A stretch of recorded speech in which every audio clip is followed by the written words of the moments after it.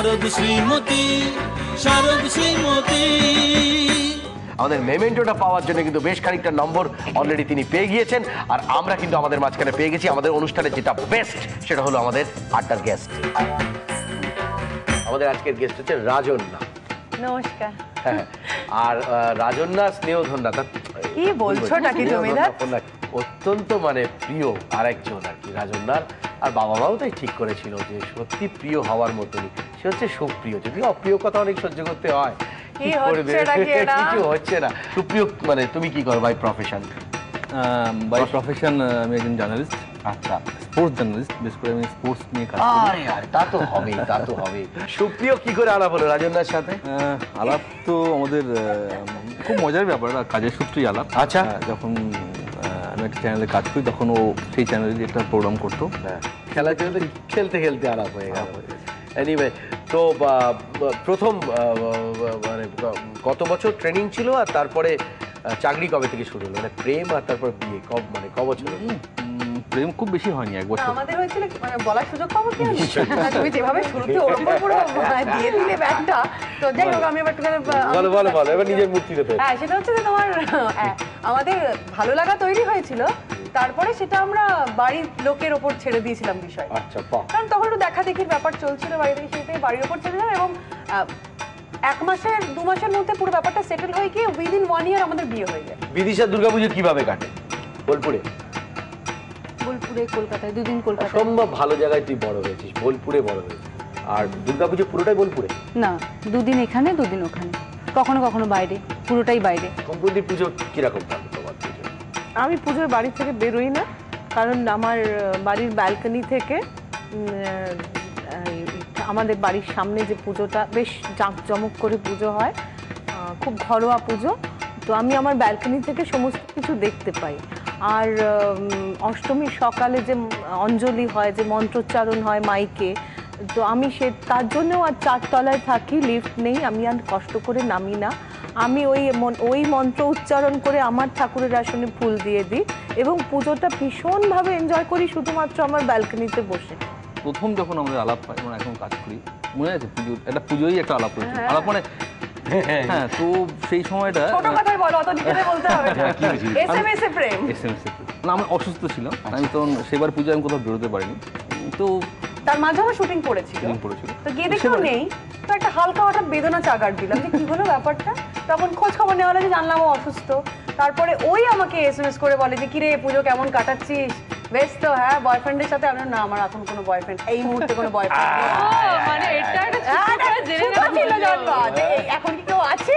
ব্যাপারটা কিন্তু সিগন্যালটা বুঝে জানি, আমি বুঝতে পেরে গেছি না কেউ নেই। তো অদ্ভুতভাবে ওই দশমীর পুরো ব্যাপারটা পরপর গেল, এবং দশমীর দিন ও ওই 4টে দিনের মধ্যে ও বুঝিয়ে দিল যে ও ভালোবাসে। একটা জাস্ট এক্সাম্পল দিচ্ছি, সিনেমার নাম নেওয়া যাবে তো? হ্যাঁ, আমি যখন মানে এত কেন, এত কি, বিষয়টা কোথায় গিয়ে দাঁড়িয়ে আছে, তখন বললো অমুক চ্যানেলে অমুক সিনেমা হচ্ছে, সেটা দেখে নে। দেখলাম ওখানে मैंने प्यार किया হচ্ছে। আমি চ্যানেল সার্চ করতে করতে দেখলাম অমুক চ্যানেলে অমুক একটা সিনেমা হচ্ছে, তার নাম হাম আপকে হে কौन। আমি লিখে পাঠালাম হাম আপকে হে कौन, হ্যাঁ অমুক চ্যানেলে অমুক সিনেমাটা দেখে নাও। ও লিখলো, ও তারপরে রিপ্লাইটা এলো, মানে তখন চ্যানেলে সিনেমাটা চলছিল হাম আপকে হে कौन, আর ও লিখে পাঠালো মেরে হোনে वाली बीवी। এইখানে ব্যাপারটা পুরো সেটেল হয়।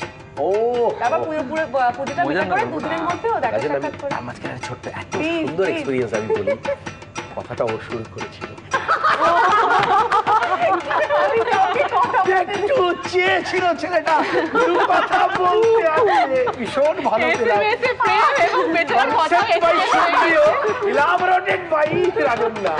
এখন এসএমএস এ কথা বললো, মানে ছোট হতে হতে এমন তোমার কথা হয়ে গেছে এসএমএস এ।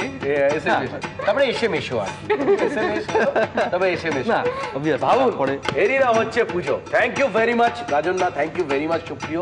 সত্যি কথা বলতে রাজন্যাকে দেখলে ব্যক্তিগতভাবে আমারও খুব ভালো লাগে। সুপ্রিয়র রাগার কোনো কারণ নেই, আপনারা ভুল ভাববেন না, কারণ বেশ কিছু মানুষ আমরা আছি যারা আমরা একসাথে থাকলে খুব হই হই করে কাটে, এর মাঝখানে আমরা অনেক কিছু পাই, দুঃখ আসে, আমাদের আনন্দ আসে, সব কিছুকে সমানভাবে গায়ে মেখে নিই। এই পর্বটির নাম পুজোর খাওয়া দাওয়া। খেলাটি আমি বুঝিয়ে দিচ্ছি। খিচুড়ি নিয়ে মাটির থালায় রাখতে হবে এবং পঞ্চব্যঞ্জনের একটি একটি করে নিয়ে থালায় রাখতে হবে। একটা থালা পুরো কমপ্লিট হয়ে গেলে তবেই কিন্তু আরেকটি থালায় যেতে পারবে। সেক্ষেত্রে 2 মিনিট সময় দিচ্ছি আমরা। 2 মিনিট সময়ের মধ্যে যে বেশি থালা করতে পারবে সে জিতে যাবে। কিন্তু দেখা গেল দুজনেই 2 মিনিটের মধ্যে পুরো 5টা থালাই কমপ্লিট করে ফেলেছে। সেক্ষেত্রে আমরা কি করব? কি করব? টস করব করব। না। সেক্ষেত্রে আমরা দেখব যে কে কত কম সময়ের মধ্যে করেছে। Very good. সেই কম সময়ে করার জন্য বিদিশা মোটামুটি রেডি। বাড়িতে পূজা অর্চনা হয়, বেশ Ready. ভালো, সে কথা তো আমরা জানবোই তোর কাছ থেকে। সময় শুরু হচ্ছে নির্ধারিত 2 মিনিট ঠিক এখন। বিদিশা নিজে রান্না বান্না করতে পারিস? আমি রান্না করি রান্না করি বাহ, রোজ খাওয়ার পরে বাড়িতে সবাই বাড়িতে থাকে, রোজ রোজ রান্না করি? রোজ। তোমাকে আমি একটা কথা বলতে চাই। আগে কি বলা হতো, মেয়েরা 20তেই বুড়ি বলা হতো না, হ্যাঁ। কিন্তু আমাদের এখানে জিতলেই 20, বাহ, মানে এই পর্বটি জিতলে 20 20 পয়েন্ট। আর রোজ রান্না করিস শুটিং এর কি পরে গিয়ে? রাত্রিবেলা। মাই গড, প্রচুর পরিশ্রমী মেয়ে তো, ভাবা যাচ্ছে না। কিন্তু একটু কিপটেও, মানে কিছুটা দিচ্ছে দেখো, না, আসলে ও এইটুকুই। আগে মানে আমি দেখছি মানে কিপটে বলে একদম এ করে দিও না, খাওয়াতে ভালোই আছে। রান্না যখন করতে পারে একদিন খাওয়াটা মিস হয়ে যাবে তাহলে। দেখেছো, আমি বলেছিলাম না শেষ হয়ে যাবেই। হ্যাঁ, এই শেষ হলো। সময়টা দেখে রাখলাম। কুমকুম দিন নির্ধারিত 2 মিনিট সময় শুরু হচ্ছে ঠিক এখন।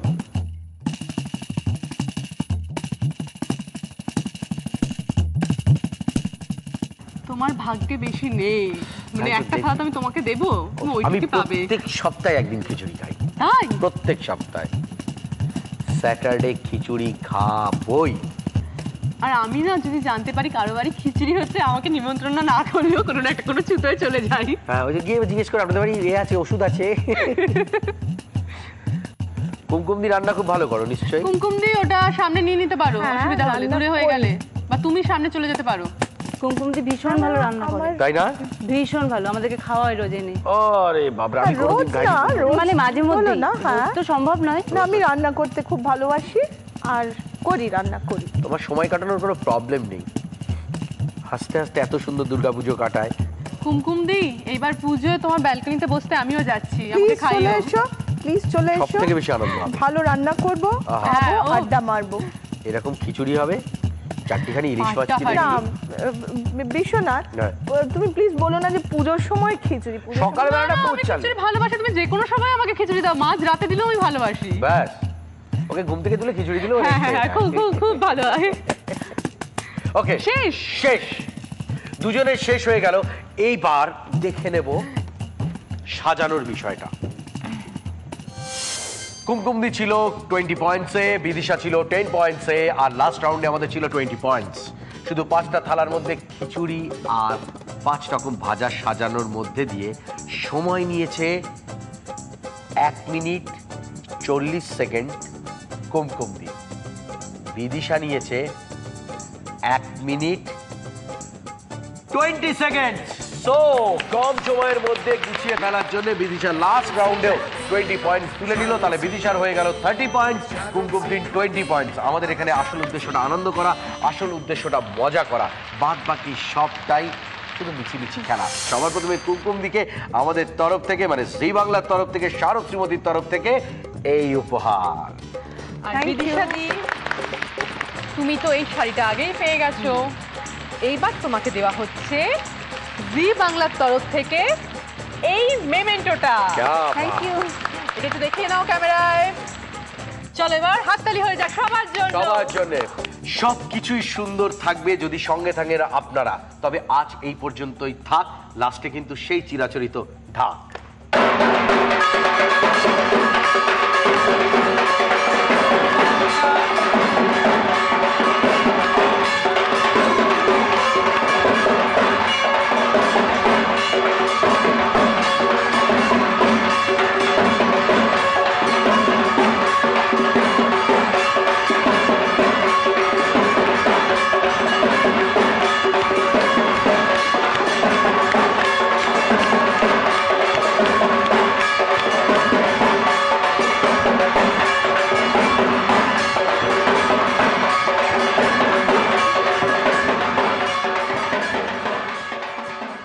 শারদ শ্রীমতী শারদ শ্রীমতী